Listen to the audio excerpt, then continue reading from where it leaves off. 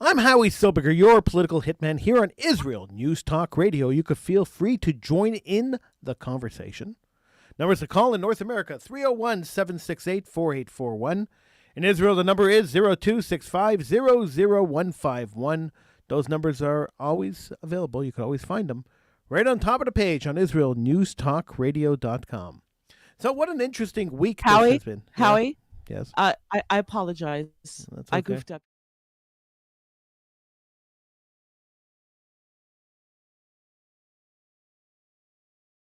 Okay, All right, we're going to start all over Just a again as second. if nothing happened. No problem. Exactly. Technical problems. My- Happens.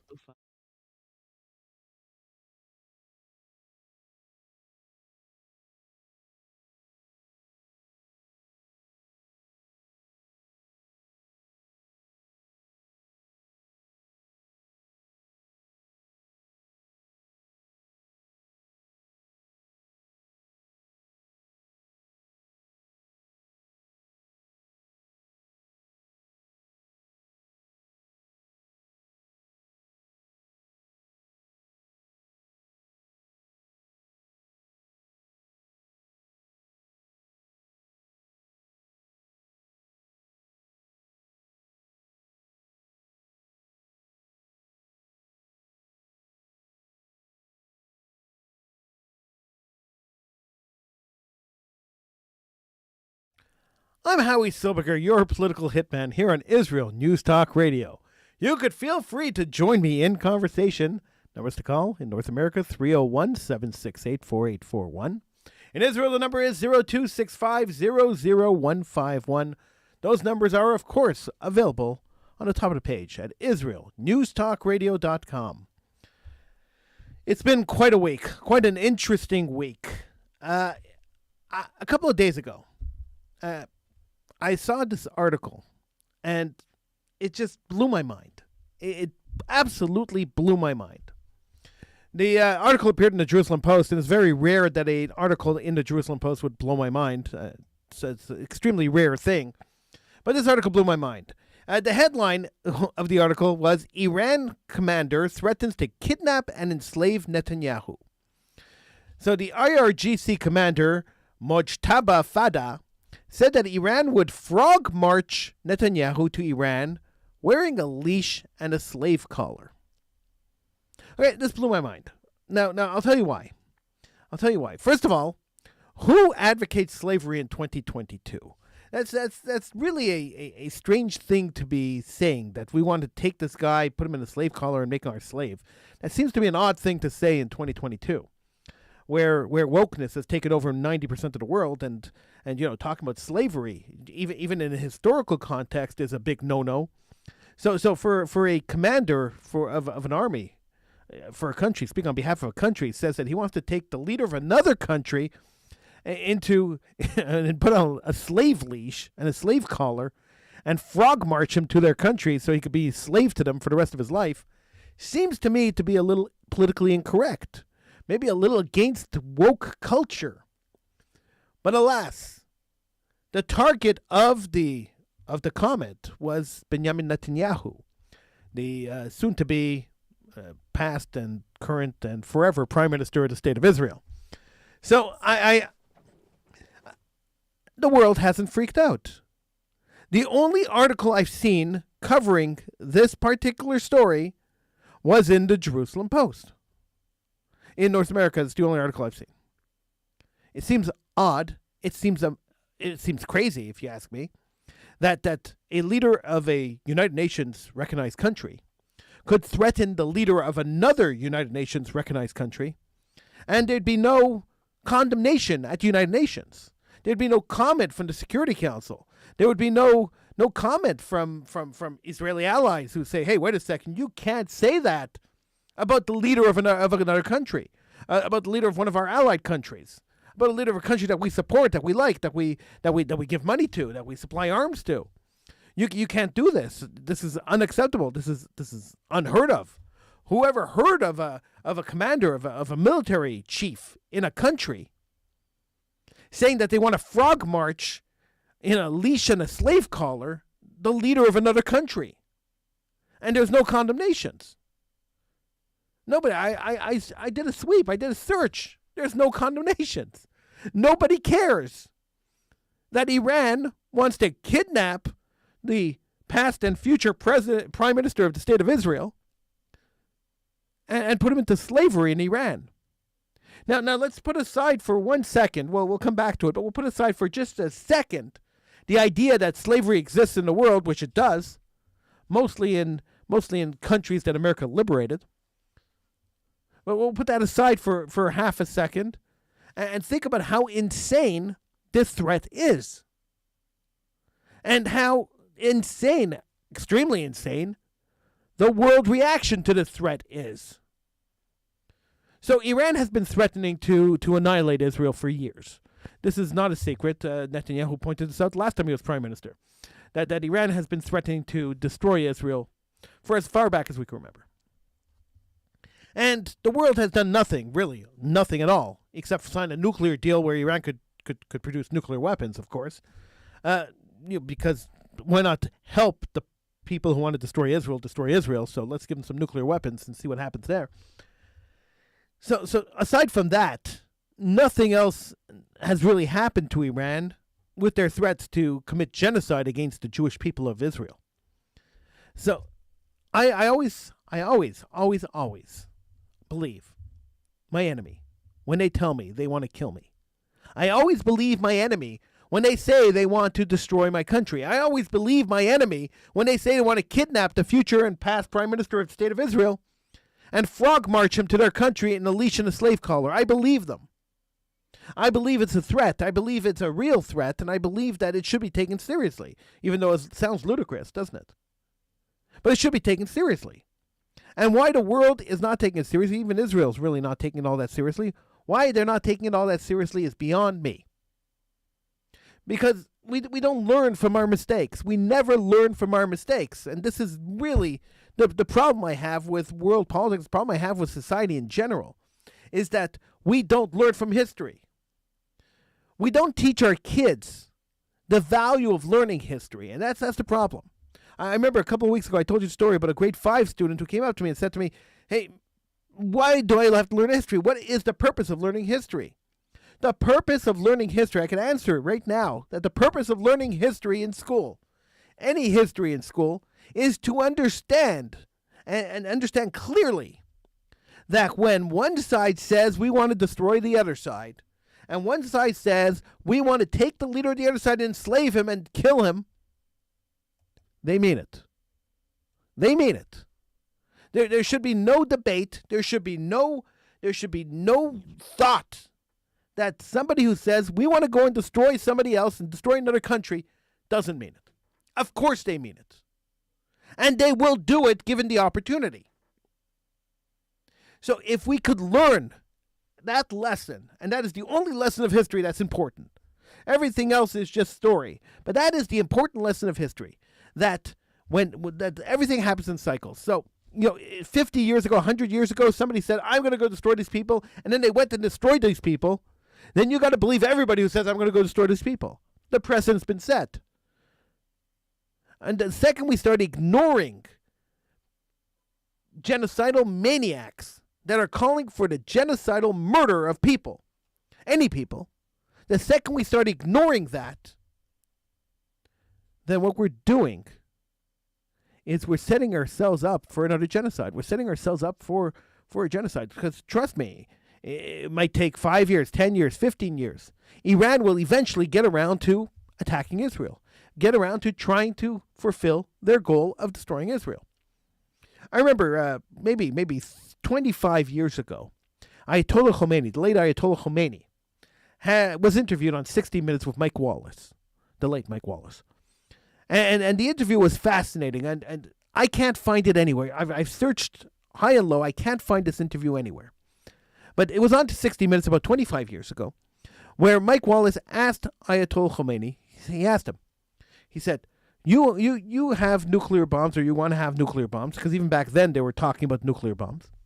You want to have nuclear bombs, and if you nuke a country, and the country sends nukes back to you, and I believe they were talking about Israel at the time, if you nuke Israel and Israel sends their nukes back at you, and 98% of your people die, Aren't you afraid that, as a leader, don't you have a responsibility to protect your people? So by threatening a genocidal attack on another country, uh, knowing that they're going to retaliate and commit an attack on your country, which might kill all your people, don't you have a responsibility to your people? And I remember the chilling response the Ayatollah Khomeini gave at the time.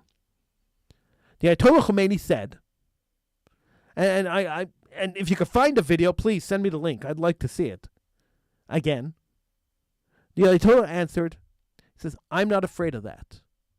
If they return the nuclear bomb into my country and 99% of my people die, and there's only one man and one woman left, if I had destroyed the infidels, then it was worth it. And my people still survive because this man and this woman could procreate. So as long as there's a man and a woman who can have a baby, then my people live on. That was his answer. How chilling is that? He was saying, I am willing to sacrifice millions of people to achieve my goal of destroying what I consider an infidel, a country that exists that is contrary to Islam. When you have genocidal maniacs out there like the Ayatollah Khomeini, thank God he's dead, but there are other ones, like this commander Mojaba Fada, who works under the current Ayatollah.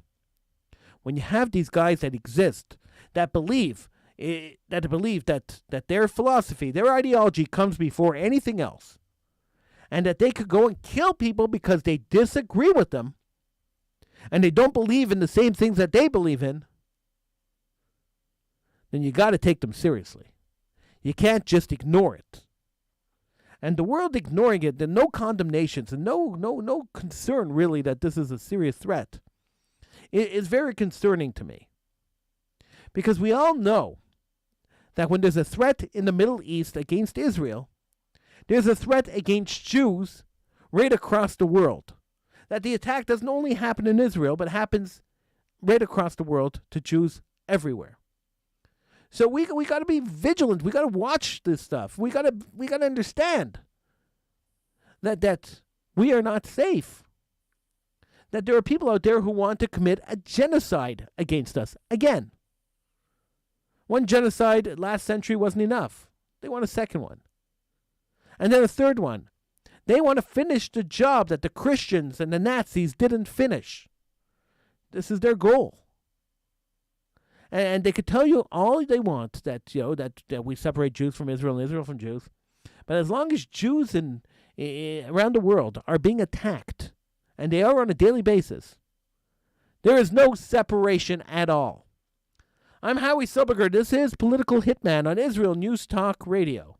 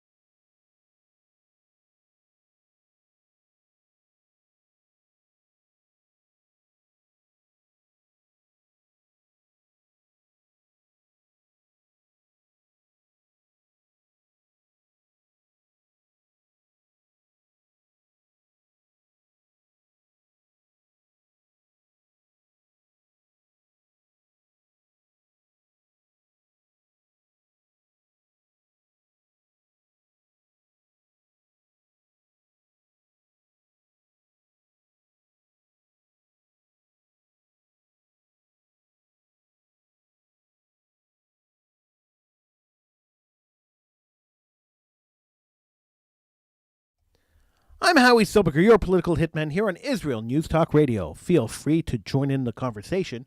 You could call in for shows live in North America, 301-768-4841. In Israel, you could dial 0265-00151. Those numbers are, of course, available on the top of the page at israelnewstalkradio.com. So, it's live. It's live on Wednesdays. So if you're listening on Wednesday morning in Israel or at midnight Wednesday in North America, we are live. You could call in. If you're listening at any other time, well, then the show is recorded and you could call in, but I won't be answering you. All right. So we were talking about the Iranian commander Mojtaba Fada, saying that Iran would frog march Netanyahu to Iran wearing a leash and a slave collar. An extremely strange, odd, and disturbing threat made against a world leader. And the same day that happened, two men were arrested in connection with online threats to attack a New York City synagogue.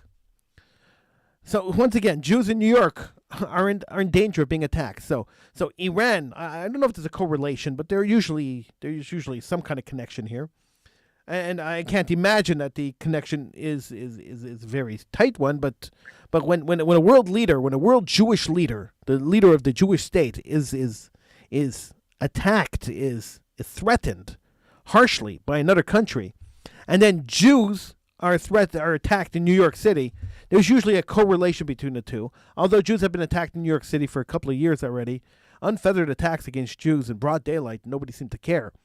But two men were arrested in connection to online threats. Now, the online threats were caught by a Jewish organization. One of the Jewish organizations caught these online threats and alerted the authorities. And two men were arrested and arraigned on multiple charges over the weekend. Among the charges, this guy Christopher Brown, who's 21 years old, faces a terroristic threat and criminal possession of a weapon, and his buddy Matthew Maurer faces charges including criminal possession of a weapon and criminal possession of a firearm, according to the court documents.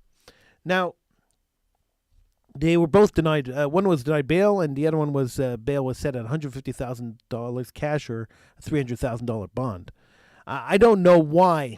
If they were armed and dangerous and threatening to blow up a synagogue, that's what they were threatening to do.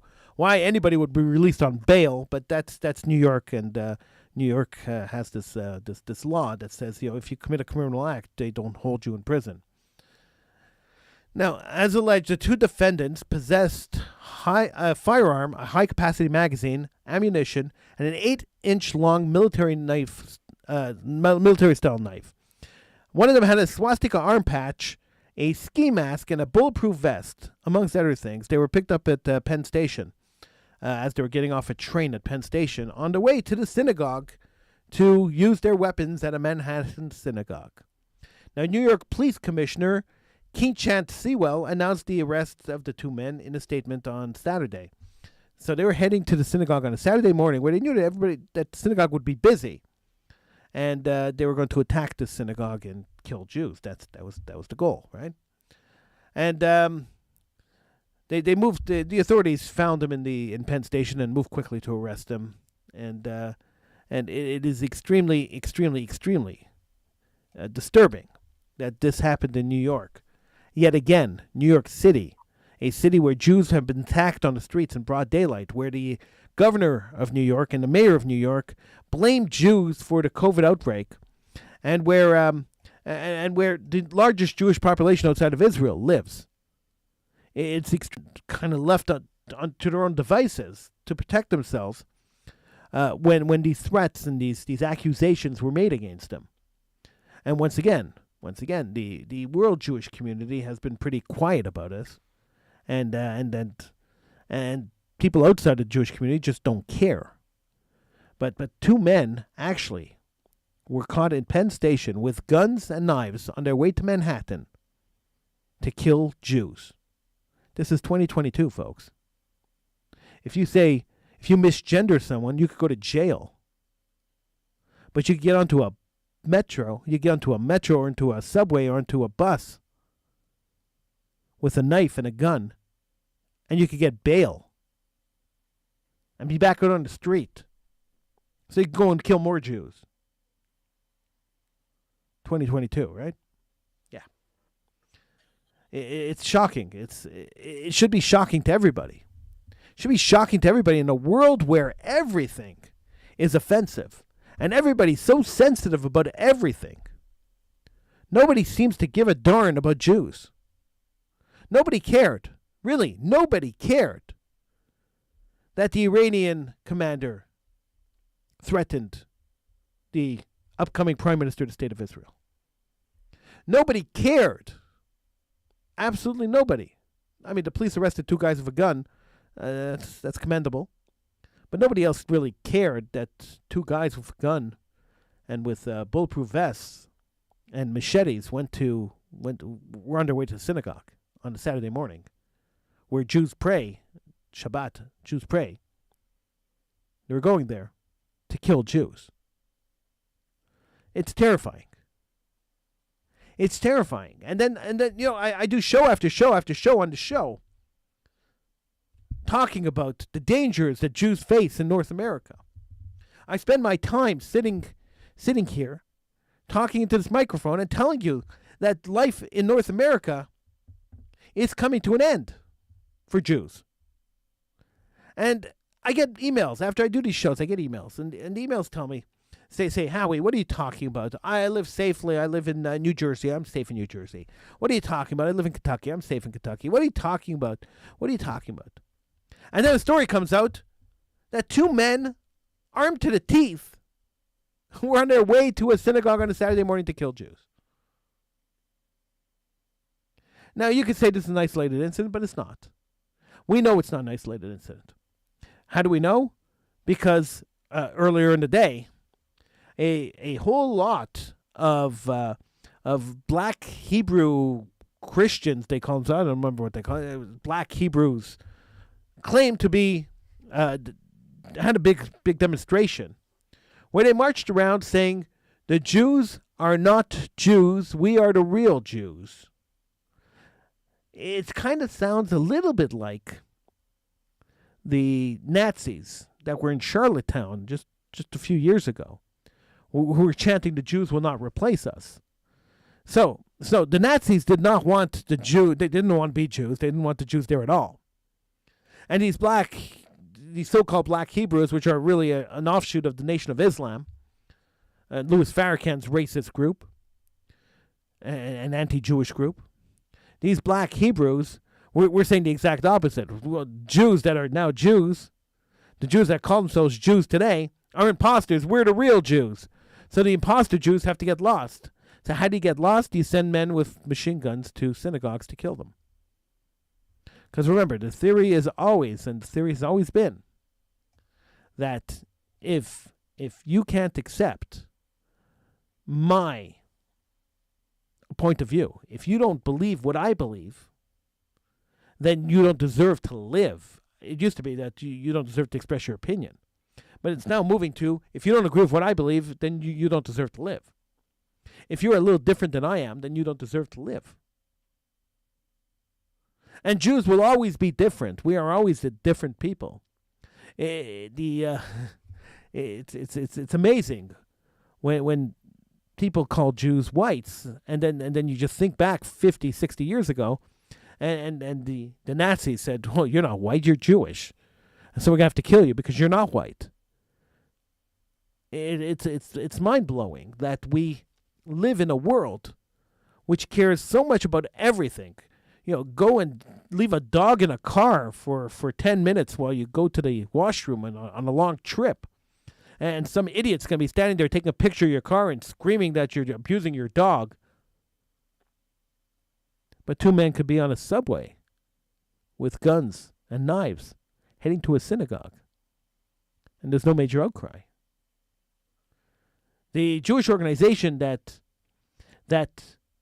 tipped off the police, that found the online threat and tipped off the police, are now pounding their chest saying, yay, it was us who did it. Yay, yay, it was us who did it. We found him, yay. Well, congratulations. I'm glad that you did find him. I'm glad that they were arrested. But we all know that these Jewish organizations exist for a reason. So we know why they exist. We don't have to go into that. We know why they exist. But the concept, and the thought, and the idea that your friends and neighbors can still, today, after knowing what happened in Europe in the 1930s and 40s, could still today look at you and say, subhuman that has to be killed, should scare us all. And we talk about this a lot, that there is a solution to the problem, to the problem of Jews living in other people's lands. Jews have to move to their own land and live in their own land. Then they'll be safe. Now, I want to talk about the safety of Israel when we come back from the break, because I had this conversation with somebody just yesterday where we were talking about, should you move to Israel? Shouldn't you move to Israel? And the answer was, well, why would I move to Israel? It's not safe. And I thought that was an interesting answer for a Jew in North America to tell me that they don't feel safe moving to Israel. It's kind of sad knowing what's going on in North America. And we'll get to that after the break. I'm Howie Silberger. Give me a call. North America, 301-768-4841. In Israel, 02-6500151. I'm Howie Silberger's political hitman on Israel News Talk Radio.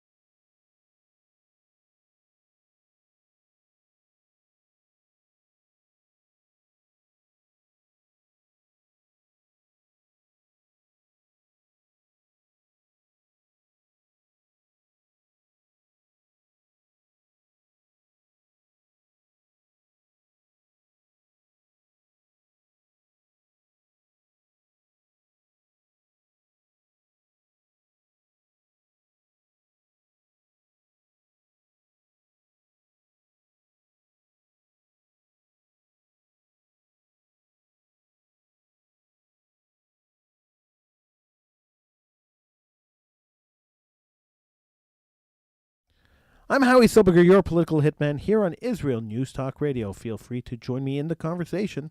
Number to call in North America, 301-768-4841. In Israel, 02-6500151. So I said, I was talking to somebody, and they said to me, I said, maybe you should consider moving to Israel. North America is pretty dangerous for Jews these days. Jews, especially in the United States of America, Jews are being attacked almost on a daily basis in New York City, which has the highest concentration of Jews anywhere in the world outside of Israel. And so when the highest population of Jews is being constantly attacked, then perhaps it's an indication of what's to come to the rest of the Jews in North America. Perhaps it's an indication that Jewish life in North America are welcome in North America. This has been a very welcoming country for years, but our welcome may be coming to an end. And it may be time to start thinking about our exit plan from North America. And he looked at me like I came from Mars. And he said to me, well, where would we go? If we don't stay in North America, where would we go? And I said to him, well, Israel's an option. You should consider Israel. Israel is the land of the Jews. It's the Jewish state. So Israel's the state of Jews, and this is where Jews are. So you could live under Jewish sovereignty, and by living under Jewish sovereignty, at least you have the Jewish army protecting you. So maybe that's a consideration, an idea. And he looked at me, he said to me, you know, he says, it's very dangerous going to Israel. There are terrorists there. It's extremely dangerous, and I wouldn't want to live in a country that has terrorists, and it's a danger to live in. And I thought about it for a second. Sometimes they throw this. People throw arguments at you, and you have to think about them for a second. And this argument I thought about for a second, because it's true. There isn't anybody in Israel who doesn't know somebody who was killed by a terrorist. It's very true. There isn't anybody in Israel who doesn't know somebody who was killed in a war against terrorism or a war against another country that wants to commit genocidal murder against the Jewish people. It's very true. There isn't a family in Israel that isn't affected in one way or another by the enemies that surround Israel. That isn't affected one way or another by a child being in an army or a child, God forbid, dying. There isn't a family in Israel that hasn't experienced the loss and the pain and the emotion of sending their young children, their 18-year-old children, into the army, and worrying night after night whether they're gonna be okay or not. And hearing that their son or their daughter were sent to the front lines, they were sent to the borders or sent somewhere dangerous, and praying that they survive their mission and that God is watching over them. There isn't a family in Israel that hasn't gone through that or won't go through that at one point or another. And that's very, very true. But the flip side of that, and we always have to look at the flip side. The flip side of that is that the sacrifices the families in Israel make, the sacrifices that the young in Israel make by going to the army and spending some of the formative years of their lives defending their country, is what makes Israel special. It's what makes Israel Israel. I remember years ago there was talk about stopping conscription, that the Israeli army would become a volunteer army, and they wouldn't be forcing 18-year-olds to be joining the army. They wouldn't be drafting people anymore. And I remember the talk, and I remember thinking at the time, what a terrible idea. The American army is a volunteer army. You don't get drafted into the American army. You have to volunteer for the army. And when you see people who are veterans of the American army, people who have retired from their post in the American army, they don't seem overly patriotic. Well, I'll take that back. I'll change that. Give me 1 second. Let me explain what I mean.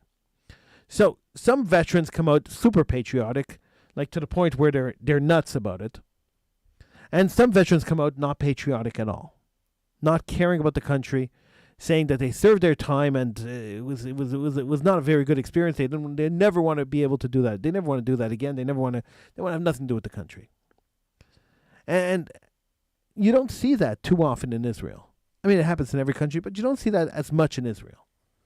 The kids that go to serve in the army in Israel are committed to protecting the country that they live in. They grow up learning that they are constantly in danger, that their country is constantly in danger, their people is constantly in danger, and each one that goes into the army, even though they're forced, even though it's conscription and they have no choice, each one that goes into the army and goes onto the front line is an individual hero. And they're individual heroes for a reason, because they're putting their lives on the line. They are putting their lives on the line to ensure that the Jews of North America and the Jews of Europe and the Jews of Australia and the Jews of South Africa have a place to go if, God forbid, something happens in their countries like another genocide of Jews. It's amazing. When you think about it, it's amazing. Let's go to the phones. We've got a phone call. Let's go to Elran. Elran, welcome to the program. Elran? Hey, Ran. Yeah, hello. Hey, Ran, welcome to the program. Yes, hey, Ron, but thanks. Yeah, where are you calling from? Sorry, Howie, forgive me, but the volume's really low. I got the volume on full blast on my phone, and I could barely hear you. Is there any way to? Yeah, that happens sometimes. That happens sometimes with these connections. There's no way for me to fix it, but let's give it a shot. Let's see if we could we could talk to each other and hear each other. Where are you calling from? I'm calling from Israel. I made Aliyah from Canada about 5 years ago. Oh, amazing, amazing. So tell me, do you regret making Aliyah? Is it a scary country? It's not so much regret, but Israel's it's not the easiest place to be. I have family and friends here. I came here many years ago, a few times visiting family and friends, and coming here visiting and coming here living is totally different worlds. But I have traveled around a lot. I've had I had a real big merit to travel, and I wasn't in Israel about 10 years. And if you're a Jew, this really is your home. It doesn't matter if you're secular or religious. There's something about the land of Israel that's really connected to every Jew. And if you've had a taste of Israel, like if you've ever visited here, it's part of your soul. It really is. I mean, even if you haven't visited here, this really is our home. And there's really no place like it. I've been to a few different countries, and then I wasn't in Israel. I passed 40 a couple years ago, and I wasn't in Israel about 10 years, and I started missing it. And I think every Jew, has to at some point get here, because it really is our home, and the world's going insane now in 2022. The whole world is insane, and Jews need to come home. They really need to come home, and it's a special place. I mean, it's not easy. It's definitely not easy. It's a tough place to live, but Israel's a magical place. It's such a special place. It really is. Aaron, what made you decide to leave the comfort of North America to move to Israel? What was your compelling factor that you left? Well, it's a multi-layered story. A lot of life, big life changes, a lot of twists and turns in the long and winding road of life. But it's not on like one foot to tell the whole story. But I don't know. It's a multi-layered thing. But if there's any place to live, if you're gonna move, I'd suggest coming to Israel, because especially now with the way the world is going, and it's really, I don't know, it's like biblical what's going on now. The prophets talk about it at the end of days. People are fighting God. A lot of these evil political leaders, I think they're like the reincarnated souls of the Tower of Babel. They're just really fighting God. And, the left wing and the Democrats, it's really like, it's a spiritual war of like anti-God laws versus God's laws. And that's what's going on in the world now. It's like it's really biblical. So, it's the darkness before the dawn. It's like the world's insane, and people need to come home. Jews need to come home, come to Israel, and it's a magical place. I mean, every city in Israel is such a different world. It's got a different vibe, and from all the way up north, all the way down south, in the central part of Israel, it's a magical place. Every city here is just such a special energy, such a special vibe.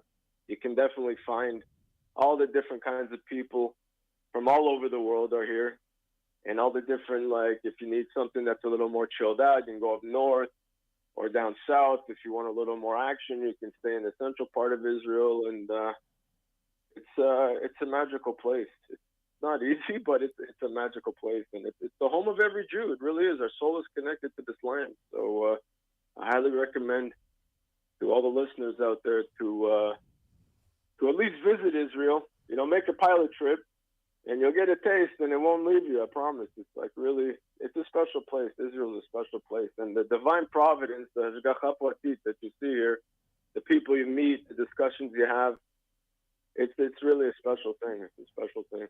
Aaron, I couldn't sell Israel better than you just did. Thank you so much for calling in. Appreciate it. Okay, Howie. You too. All the best. God bless. God bless you. Have a great day. You too. Thanks. You could call in too. Numbers to call 301-768-4841 in North America. In Israel, 02-650-0151. You see, there's a guy who moved from North America, moved from Canada to Israel, and says no regrets. No regrets. Not scared, not nervous about it. Really just happy to be there. It's a magical place. Israel is great. There are places that you want a little more action. You can stay, in central Israel. You want to be a little more chilled out. You can go to the north. You go to the south if you want. If you want to visit the south, you go to the south. I mean, Israel is just a great country, and of course you have the Jewish army protecting you there. So if you feel nervous about moving to Israel, you feel nervous about going to Israel, go for a visit. See the country for yourself. Don't rely on media reports. Don't rely on what you see on television or what you hear on the radio. Go see it for yourself. When I teach classes, I always tell my students, and this is something I've been doing since the beginning of my career, I've always told my students that never believe a word I'm saying. Always assume that I'm lying to you when I get into class. Go and do your own research, and then come and prove me wrong. And I've told my students that from day one. And the reason I've told my students that is because if you're going to take my word for it, then maybe I'm trying to manipulate you. I'm not trying to manipulate you. This is not my goal. My goal is not to manipulate you. My goal is to educate. My goal is to talk to you. My goal is not to convince you to do something you don't want to do. But my goal is to point out the reality of the situation. Now, the reality of the situation is that on Saturday morning, on Shabbat, two men dressed in military outfits with a swastika on their arm, carrying a 8-inch bayonet and a machine gun, were stopped at the train station in Manhattan as they were heading to a Manhattan synagogue to commit a massacre. That is the reality of the situation. The reality of the situation is that a couple of hundred black Hebrews showed up in a rally, were yelling that they are the real Jews and the current Jews are not the real Jews. These were the same people who two members, just in 2019, shot up a grocery store in New Jersey, a Jewish grocery store in New Jersey, killing two people. So I'm here to point out the reality. Let's go back to the phones. Yuval, welcome to the program. Yuval, do you hear me? Yes, I can hear you. A bit weak, but I can hear you. Yuval, where are you calling from? I'm calling from Ramat Gan. Oh, cool. All right, what's on your mind, Yuval? Which is outside Tel Aviv. Yeah, just outside Tel Aviv. I went to Bar-Ilan University, right there in Ramat Gan. It's a beautiful little city. Love it. Yuval, what's on your mind? I want to tell your listeners that if they live in non-mixed cities where you find Arabs and Jews together like Ramle, like Akko, if they live in mostly Jewish cities like Ramat Gan, Sfat, Tiberias, they could feel very comfortable. They don't need to be scared, and everything is fine. So if you live in mixed cities, it's not comfortable. You have to be scared, and everything's not fine. They don't need to be. Everything is fine if they're living in non-mixed cities. Right. Mixed cities where Arabs and Jews live together, like Ramle and Akko. Yeah. Which sometimes can be problems, but usually, if you live in mostly Jewish cities, no problem. So you don't see any problems at all in Ramat Gan. You never have major Ramat problems. Gan, no problems. Ramat Sharon, no problems. Tel Aviv, no problems. I don't know who invented those stories. As I said, most of the problems on only intention times are in mixed cities. Right. Makes sense. It's logical. If you live amongst your people, you have much less problems than if you live with other people. Of course. Makes perfect sense to me. What your listeners have to be more and more are the high prices in Israel. Yeah. Yeah, but the high prices are everywhere now. So the high prices in Israel just kind of match the rest of the world. It used to be Israel was a lot cheaper, but it's not normal for every country to have property prices rise by 20% wow. each year, like in Israel. Why are the prices going up like that? Do you know? Usually, because the government the constructors don't build enough. You need to build at least 100 to 200,000 apartments each year in Israel, which is not done. And also, don't forget that each year now we are seeing increase in the number of Russian immigrants from Russia, which is now going to be 60,000 to 7,000 people each year. Wow, so it's supply and demand, basically.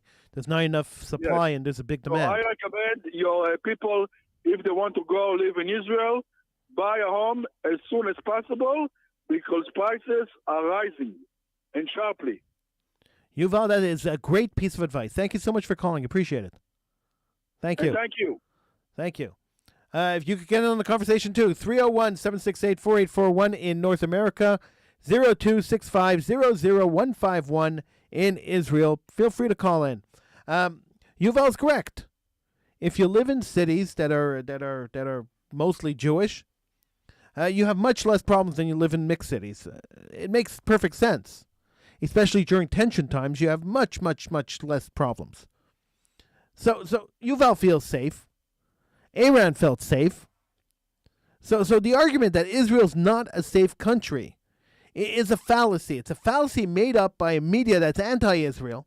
It's a fallacy made up by people who are discouraging Jews from moving to Israel because they feel that Jews are stealing other people's lands. It's a fallacy. It's fake.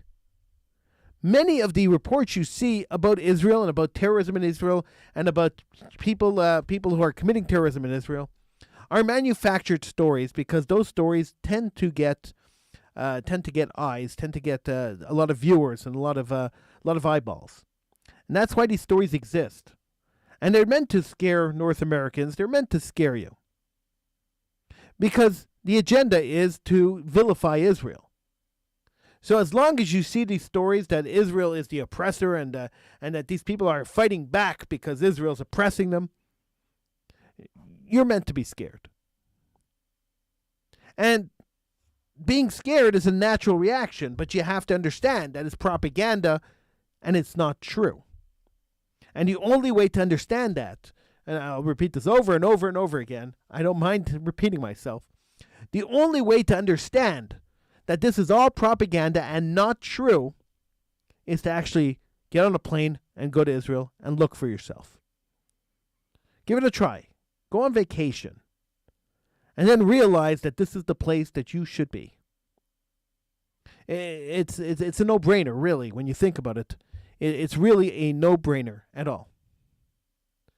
I can't imagine that there are very many people out there who want to live in a city or in a country where paramilitary guys could get onto a train and go try to blow up a synagogue. I really can't imagine that this is a sustainable situation. I've been saying this for a couple of years in New York, where Jews were being beaten up, physically harassed on the streets, hats knocked off their heads, kicked and punched. But now it's escalated to a point where Jews are being threatened. They're not being threatened. Two men were on the way to blow up a Manhattan synagogue, to shoot it up and to kill the people in the synagogue. This is not a test. This is reality. And once we realize that this danger exists, completely exists, and that it has escalated from punching people on the street to shooting up synagogues, then we have to realize that these two guys are not alone. And whatever they believe, there are many, many other people out there who believe the same thing they believe in and who may try to do the same thing that they failed at. And if that is true, and that is the case, then Jews of North America are in extreme danger. And if Jews of North America are in extreme danger, well then we have to start really seriously talking about saving the Jews of North America. Israel has to really start considering airlifting Jews out of North America immediately, especially out of Manhattan and in New York. Now, they may not want to go. Assimilation is strong, and it holds really strong. But we all learned from the Jews of Germany that when a Jew hater is out there to kill Jews, the assimilation doesn't help. There were so many Jews in Germany who went to the gas chambers, who went to the crematorias, not understanding why they were even there. I remember hearing a Holocaust survivor speak at a big event that I was at, and the man said, "Hey, listen, I lived a German life. I was a Jew living in Germany. We were totally assimilated. We had nothing to do with Judaism. We were totally assimilated. We lived Germans. We were high-profile Germans. We were rich. We lived nicely. It was a beautiful life in Germany in the 1920s and early 30s. But then when the Nazis came in, they didn't really care how assimilated we were. They took us to the concentration camps anyway. And that's the truth. Doesn't matter how assimilated you are. Doesn't matter how much you think you belong in this society. Doesn't matter how much you think you fit in. Doesn't matter how successful you think you are. At the end of the day, to the Jew hater, you're a Jew. And the guys who are on the train in Manhattan this week, and to the guys who will follow them on the trains to Manhattan, to other cities, with these kind of guns and these kind of weapons, don't really care if you're assimilated, if you hate Israel, if you love Israel. Really couldn't care less. All they care about is that you are a Jew, and they are there to kill you. So it's time to go to Israel, in spite of terror attacks in Israel, in spite of the hype, in spite of the BDS movement that's encouraging people to stay away from Israel, in spite of all that. It's time for you to realize that the only place Jews are safe, the only place Jews could live in safety and harmony, is in Israel. And the only way to keep Israel alive and keep Israel strong is for more Jews to move there. That's it. There's nothing else. That's it. It's a really simple formula.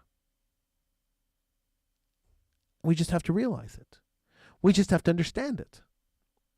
And we just have to stop being afraid and understand that there's nothing to be afraid of. Franklin D. Roosevelt did say, the only thing to fear is fear itself. And fearing fear is an irrational emotion. You shouldn't fear fear. We should fear real things. And the real things to fear are the Jew haters that are coming to kill Jews in North America. That's the real things to fear. Everything else, we could just forget about. The real things to fear. Now, I started off the show talking about the Iranian general threatening Netanyahu and saying that the world didn't react to it, and this is really strange that the newspapers didn't cover it, and it was just one newspaper, one article in one newspaper. And I thought that was weird. I thought that was really strange. But now, after doing this entire show, I'm not worried for Netanyahu. I know he will be protected by the state of Israel, by the army of the state of Israel. I'm not worried about Iran kidnapping the prime minister. Although I think it's a ludicrous, I think it's crazy, and I think that the world should be concerned about things like that. But I'm not worried about it. But I think that Israel could be a lot stronger if Jews just moved there. And Jews could be a lot safer by living there. I want to thank everybody who called in. I want to thank you all for calling in, and for everyone for listening from all the different countries that were tuning in. I want to thank everybody for tuning in to Political Hitman here on Israel News Talk Radio. I'm on every week at Wednesday morning in Israel, and midnight on Wednesday in North America, and I'm on every single week. And I invite you to join me every single week. You could always email me if you have anything to say, any comments, any questions that you want to ask me. You could always send me an email. My email address is available on the Israel News Talk Radio website. You could find my email address there. And I want to remind you that it is time. It is really time for Jews in North America, and I can't say this enough. It's really time for Jews in North America to understand that the time for Jews in North America has come to an end. You can email me at howie@israelnewstalkradio.com. That's my email address, howie@israelnewstalkradio.com, if you want to send me an email. I'm Howie Silberger. This is Political Hitman. Thank you so much for joining me. I will see you again next week right here on IsraelNewsTalkRadio.com. Have a great week.